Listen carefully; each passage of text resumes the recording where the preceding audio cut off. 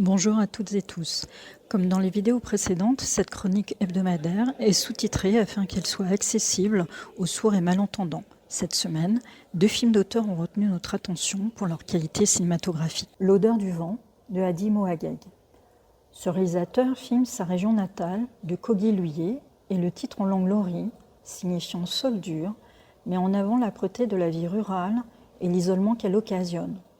Toutefois, c'est un récit non misérabiliste auquel le cinéaste nous invite, offrant alors un road movie humaniste, digne de Où est la maison de mon ami d'Abbas Kiarostami, émaillé d'épreuves se transformant en péripéties tragicomiques. 3 raisons d'aller voir le film en salle.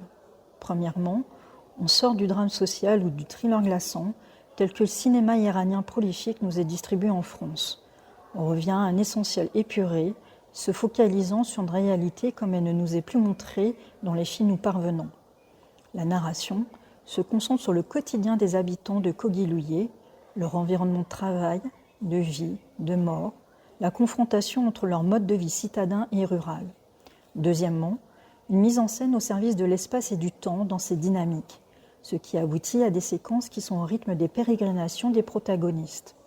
Ce sont des plans organiques, permettant de ressentir ce que traversent les personnages dans leur quête quotidienne, les distances et le temps qu'il leur faut parcourir, que ce soit pour chercher une herbe médicinale dans les montagnes ou bien une douille pour la réparation d'un transformateur d'électricité. Troisièmement, une caractérisation pleine de douceur, de bienveillance, voire d'humour pour ces personnages. On sent qu'il n'y a aucun jugement et que le film souhaite souligner davantage le soutien que les gens s'apportent, le dévouement d'un fonctionnaire afin que les habitants soient soulagés de la pénibilité de leur isolement, de l'humanisme dans l'aridité de leurs conditions précaires.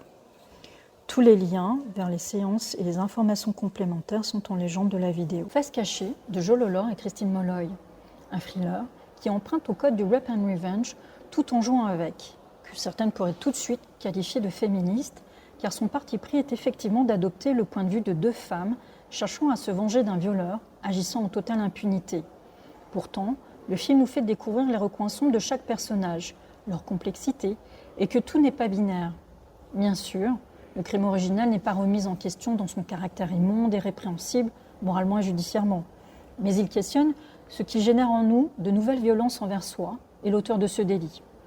3 raisons d'aller voir le film en salle. Premièrement, le thème éculé de l'identité est traité d'une manière singulière cette fois. Lors d'une réplique à propos de l'adoption, Rose évoque qu'elle pense souvent à ce que sa vie aurait été si elle avait pu continuer à vivre la vie de Julie et qu'elle fantasme cette alternative. C'est un trait saillant de ce film ayant retenu notre attention car les récits d'adopter nous intéressent et que ce sujet de l'avatar, avec ses versions, variations, est vertigineux pour toute fiction, ce qui déplie en possibilités d'arc narratif dans un scénario comme de rôle à jouer pour les acteurs. Deuxièmement, l'aspect moral de la justice personnelle ici est questionné avec de surprenantes actions que la mise en scène nous dispense avec un zeste de suspense, nous évitant alors de prédire la fin de chaque séquence que toute décision à l'écran aurait pu nous révéler. Une tension nous est distillée crescendo face à un prédateur sexuel que l'on cherche à punir. Un Rape and Revenge qui va creuser dans les marges de notre propre éthique personnelle. Troisièmement, une mise en scène soignée et enrichie par une création sonore et des plans jouant sur la perception des personnages, la frontière ténue entre les souvenirs et le présent, les fantasmes et les possibles, et qui est servie par un cast convaincant. Anne Skelly, Orla Brady et Dan Gillen. On espère que ça va vous donner envie d'aller voir les films en salle.